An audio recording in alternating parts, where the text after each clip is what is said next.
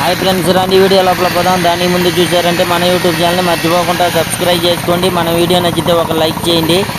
ఈరోజు ఈ వీడియోలో ఏం చూడబోతున్నామంటే, ఈరోజు చూసారంటే డివైడర్ కట్టేదానికి అయితే చూడండి, ఇది వచ్చి ఎలక్ట్రికల్ డ్రిల్లింగ్ మిషన్ అయితే ఇది.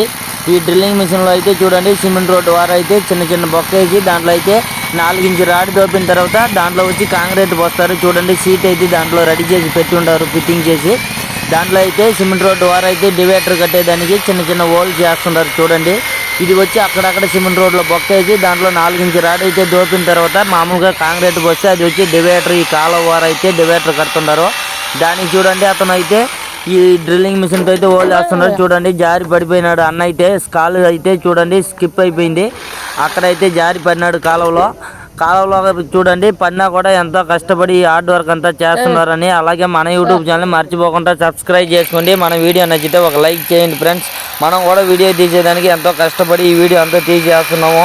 చూసేవాళ్ళు ప్రతి ఒక్కరు మన యూట్యూబ్ ఛానల్ మర్చిపోకుండా సబ్స్క్రైబ్ చేసుకోండి ఫ్రెండ్స్. ఇదైతే డివైడర్కి అయితే మామూలుగా ఎలక్ట్రికల్ డ్రిల్లింగ్ మిషన్తో అయితే చూడండి హోల్ వేస్తున్నారు. ఈ బొక్క వేసిన తర్వాత దాంట్లో రాడ్ పెట్టి దాంట్లో అయితే కాంక్రీట్ పోస్తారు. మన వీడియో లాస్ట్ దాకా స్కిప్ చేయకుండా చూడండి ఫ్రెండ్స్. అలాగే మన యూట్యూబ్ ఛానల్ని సబ్స్క్రైబ్ చేసుకోండి మర్చిపోకుండా. మన వీడియో నచ్చితే ఒక లైక్ చేయండి ఫ్రెండ్స్.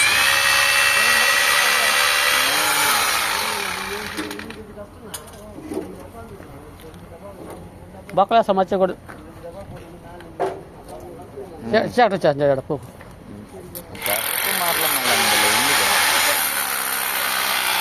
దాని తగ్గట్టు రాడు లోపలికి రాటంగా